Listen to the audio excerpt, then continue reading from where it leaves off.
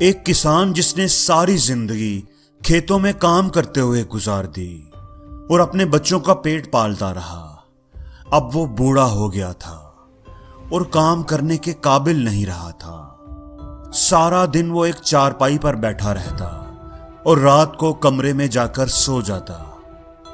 اس کا بیٹا اب جوان ہو چکا تھا اور باپ کی جگہ وہی کھیتوں کو سنبھالتا تھا۔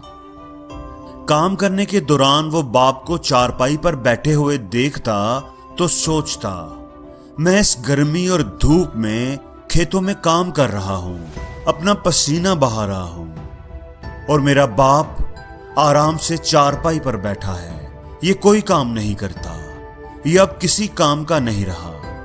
یہ باتیں سوچ سوچ کر بیٹے کو ٹینشن ہوتی رہتی، غصہ آتا رہتا۔ اسے اپنا باپ ایک بیکار چیز، ایک بوجھ لگنے لگا تھا۔ جب وہ بہت زیادہ فرسٹریٹڈ ہو گیا تو اس نے ایک فیصلہ کیا۔ اس نے لکڑی کا ایک تابوت بنایا اور اسے گھسیٹ کر اپنے باپ کی چارپائی کے پاس لے آیا۔ باپ کو بولا کہ وہ اس کے اندر لیٹ جائے۔ ایک لفظ بولے بغیر بوڑھا باپ اٹھ کر اس کے اندر لیٹ گیا۔ بیٹے نے تابوت کا ڈھکن بند کیا اور اس تابوت کو گھسیٹتے ہوئے پہاڑ کی چوٹی کی طرف چڑھنے لگا۔ وہ چوٹی پر پہنچنے کے قریب تھا جب اس نے تابوت کے اندر سے ٹھک ٹھک کی آواز سنی۔ اس کا باپ اندر سے نوک کر رہا تھا۔ بیٹا پسینے سے شرابور تھا۔ اس نے رک کر تابوت کا ڈھکن اٹھایا۔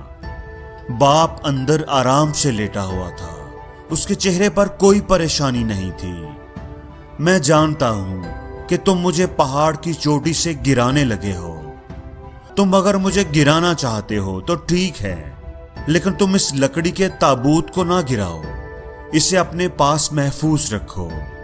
یہ اچھا بنا ہوا ہے، تمہارے بچوں کے کام آئے گا، تمہارے بچوں کو بھی اس کی ضرورت پڑے گی۔ دوستو، زندگی میں بہت سے لوگ ایسے ہوتے ہیں جن سے ہمیں کوئی مطلب نہیں رہتا، جو ہمارے کسی کام کے نہیں ہوتے، جو زندگی میں کبھی ہمارے لیے اہم ہوتے تھے لیکن اب ان کی زندگی ہمارے لیے بیکار ہو جاتی ہے۔ تو ہم ان بیکار لوگوں کو کس طرح ٹریٹ کرتے ہیں؟ اس انسان کو جن سے ہمیں کوئی مطلب نہیں ہوتا۔ دوستو، ہمیں انہیں اسی طرح عزت اور اہمیت دینی چاہیے جس طرح ہم ان لوگوں کو دیتے ہیں جن سے ہمیں مطلب ہوتا ہے، مفاد ہوتا ہے۔ اسی پیار اور محبت سے ان کے ساتھ برتاؤ کرنا چاہیے۔